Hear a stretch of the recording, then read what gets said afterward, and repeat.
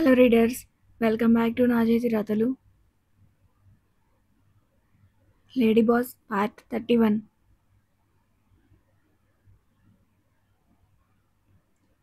Lawyer phone చేసి రమ్మనడంతో bike మీద బయలుదేరాడు యుధీర్.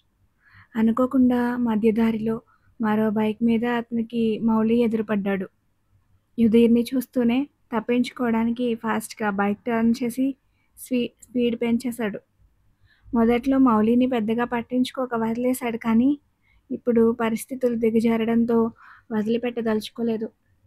అతని వెనకే ఫాలో అయ్యాడు యుధీర్. పావుగంట తర్వాత దీపక్కి ఫోన్ చేశాడు. హలో బావా, చెప్పరా అన్నాడు దీపక్. నీకు మానస్ తెలుసుగా, మా పెళ్ళిలో హాస్పిటల్లో చూసావు. గుర్తున్నాడు. వాడు వాళ్ళ ఇంట్లో ఉండకుండా ఇంకెక్కడో ఉంటాడంట.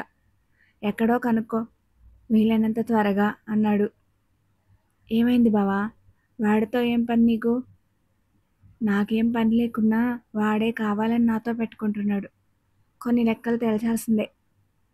సరిగ్గా చెప్పరా, ఇంటి దగ్గరే కలవచ్చుగా. అశుకి చెప్పినా వెంటనే పిలిపిస్తుంది. లేదురా, అశుకి వాడంటే చాలా ఇష్టం.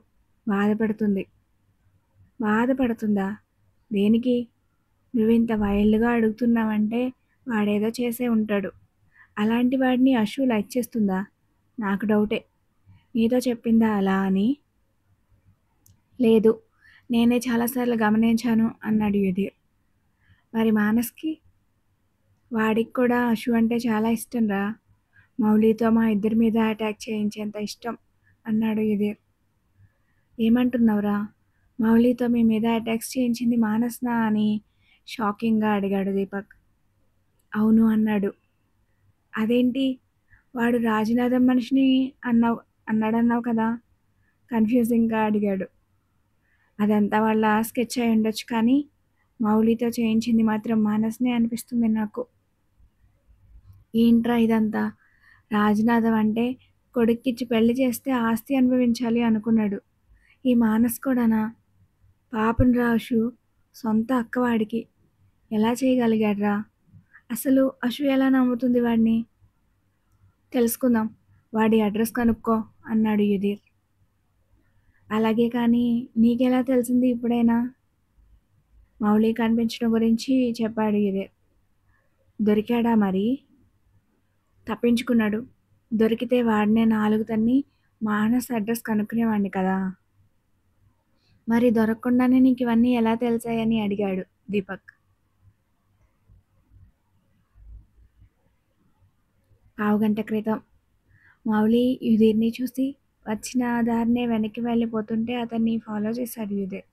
కానీ అక్కడ సందులు ఎక్కువగా ఉండడంతో మౌలి ఈజీగా తప్పించుకున్నాడు. యుధీర్ ఎంత వెతికినా కనిపించలేదు. రాజునాథం చేసే పనులన్నిటికీ ఈ మౌలి ఉంటాడు కాబట్టి అశు మీద జరిగిన అటాక్స్కి వీడికి సంబంధం ఉండొచ్చు. యాక్సిడెంట్ రాజునాథమే చేయించాడని మౌలితో కోర్టులో సాక్ష్యం చెప్పించని అనిపించింది. అది కాక రాజునాథం జైల్లో ఉన్న వాడి మనుషులతో కూడా ప్రమాదమే అనిపించింది యుధీర్కి. పైగా తనని చూడగానే పారిపోయాడు మౌలి. అందుకే అతని మీద అనుమానంగా కూడా ఉంది. అసలు వాడికి ఇక్కడ ఎందుకున్నాడు అన్న ఆలోచన వస్తే అప్పుడు స్ట్రైక్ అయింది, మౌలి ఇల్లు ఈ ఏరియాలోనే అని. సురభి సర్టిఫికేట్స్ కొట్టేసినప్పుడు యుధీర్ మౌలి అడ్రస్ కూడా కనుక్కున్నాడు. వెంటనే మౌలి ఇల్లు కోసం వెతకడం మొదలుపెట్టాడు. సరిగా గుర్తులేకపోయినా కనిపించిన వాళ్ళని అడిగి తెలుసుకుని వెళ్ళాడు. ఒక 30 ఏళ్ల గృహిణి తలుపు తీసింది. మౌలి ఉన్నాడా అని అడిగాడు యుధీర్. లేడు, మీరెవరు అందావిడ. తన ఇంటికి వస్తాడని మౌలి ఊహిస్తే ఇంట్లో లేననే చెప్పమంటాడు కదా అనుకుని, మౌలికి తెలుసు బాస్ పంపితే వచ్చాను అన్నాడు. ఆమె చెప్పేది అబద్ధం అవ్వచ్చు అనే ఉద్దేశంతో.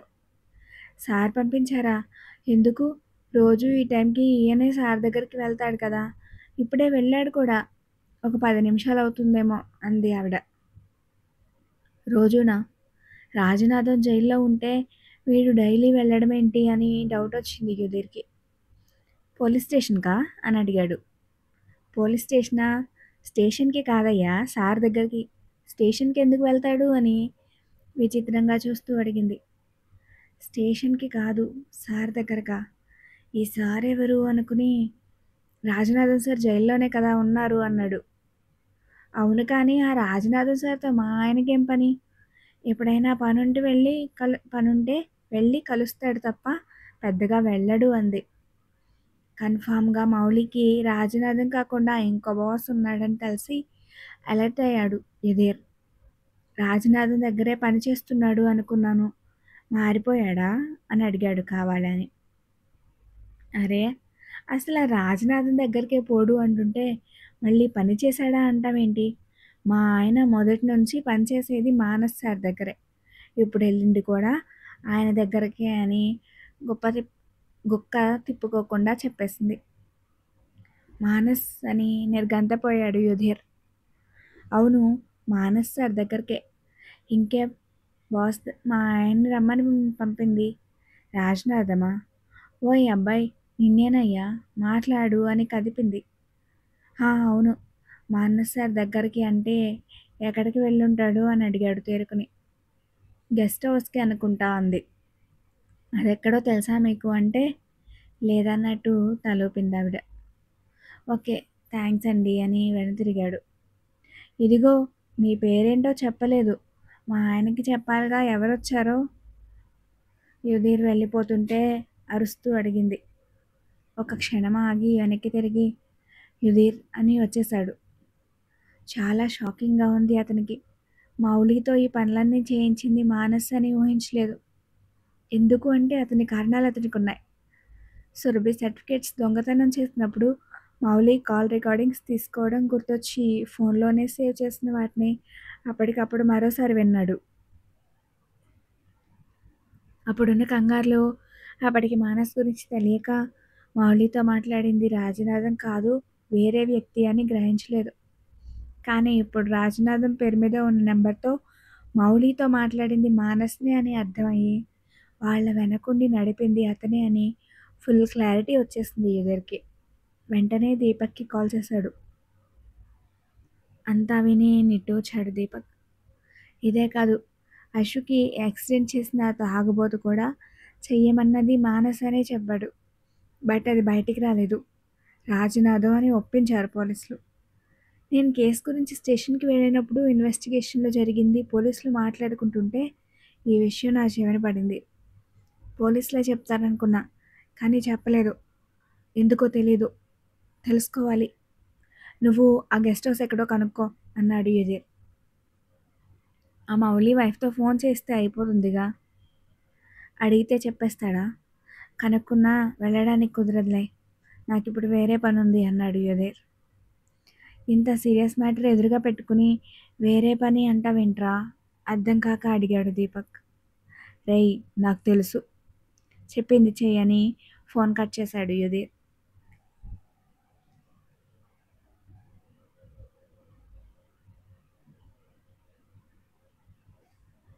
బయట బైక్ సౌండ్ వచ్చేసరికి అన్నయ్య వచ్చేశాడు అంది సురభి.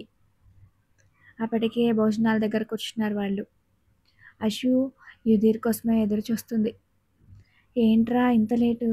త్వరగా ఫ్రెష్ అయ్యిరా అని భోజనానికి పిలిచారు బావని. వద్దమ్మా అని రూమ్లోకి వెళ్ళిపోయాడు. కనీసం పలకరింపుగా కూడా ఎవరి వైపు చూడలేదు.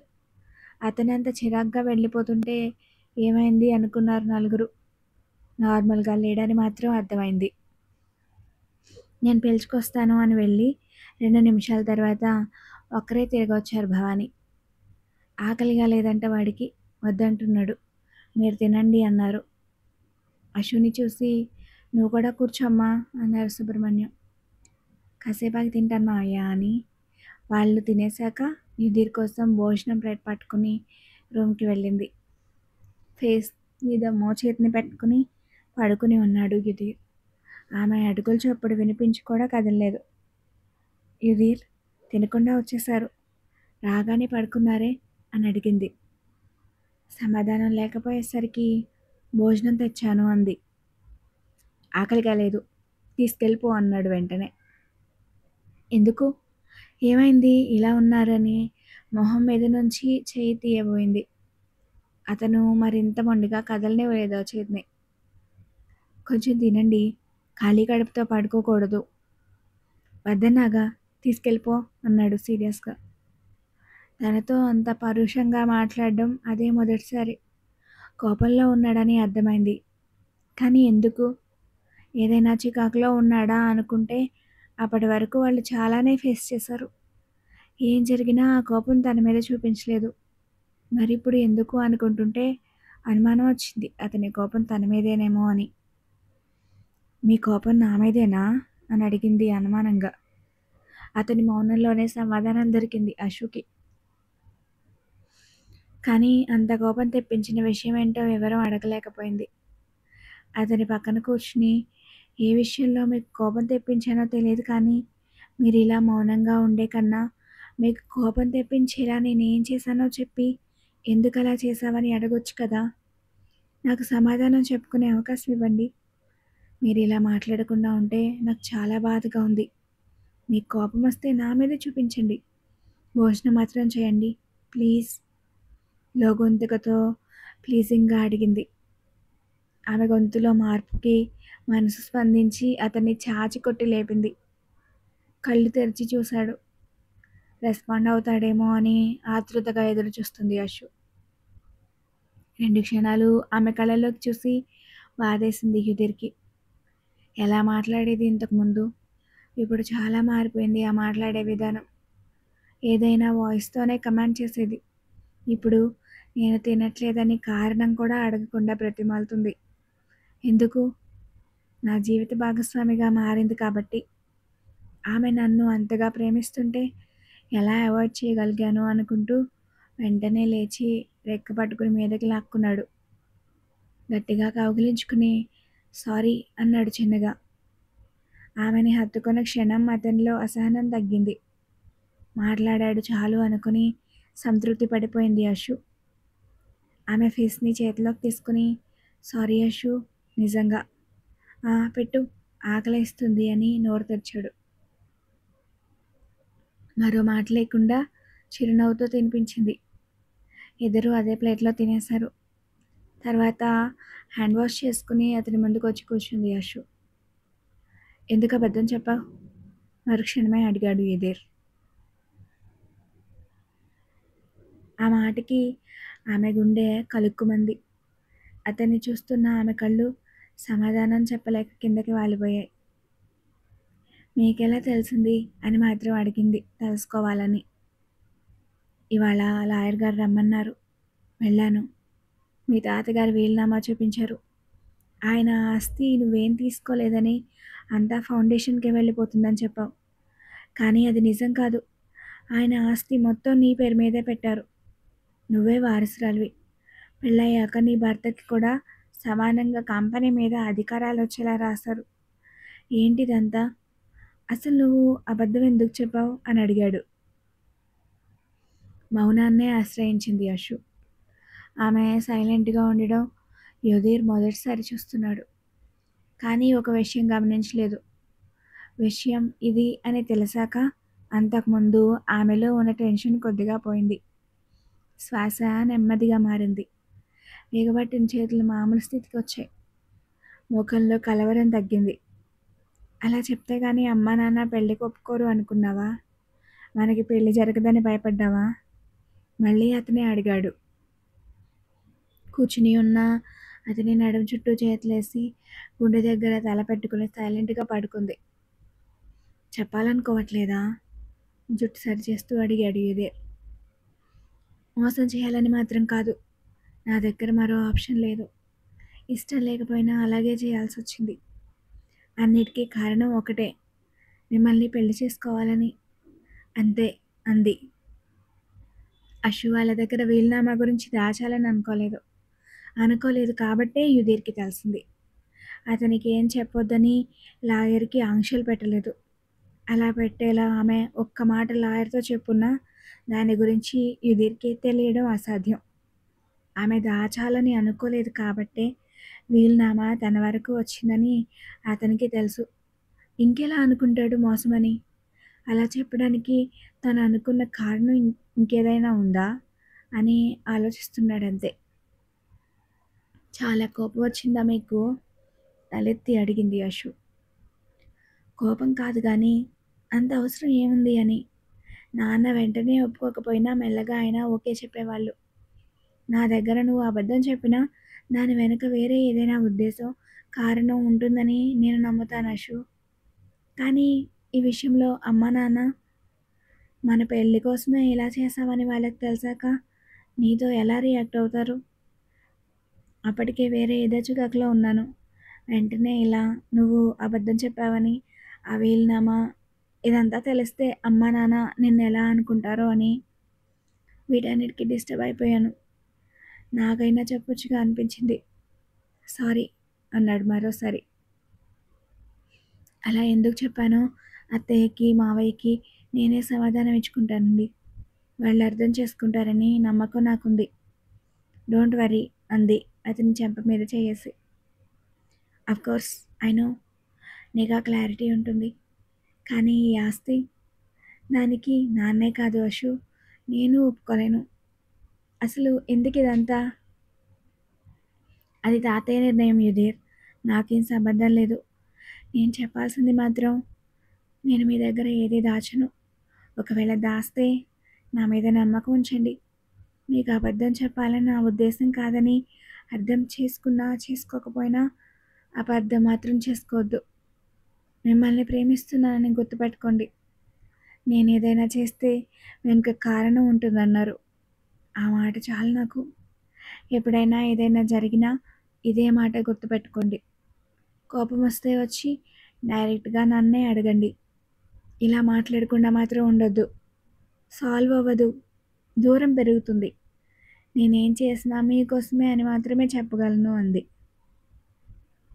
ఏయ్, ఎందుకింత ఎమోషనల్ అవుతున్నావు? అస్సలు అపార్థం చేసుకోను. నిన్నే అడుగుతా. అర్థం చేసుకుంటా. సరేనా అన్నాడు ఆమె ముఖాన్ని చేతిలోకి తీసుకుని. ఆ నమ్మకంతోనే ఉన్నాను. ఆ నమ్మకం నిలబడాలని కోరుకుంటున్నాను అంది అతని కళ్ళలోకి చూస్తూ.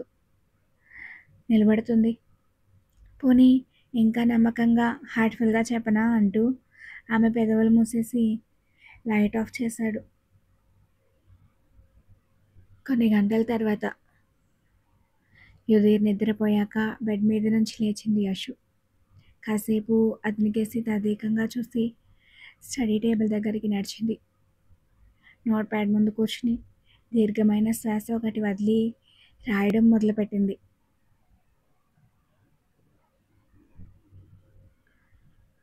ప్రియమైన మీకు, మిమ్మల్ని మీకంటే ఎన్నో రెట్లు ఎక్కువగా నమ్ముతున్న, ప్రేమిస్తున్న అమ్మాయిగా, మీ భార్యగా రాస్తున్నాను అంటూ మొదలుపెట్టి తను అతనికి చెప్పాల్సిందంతా రాసింది మరోసారి చదువుకుని ఆ లెటర్ని భద్రంగా దాచిపెట్టింది.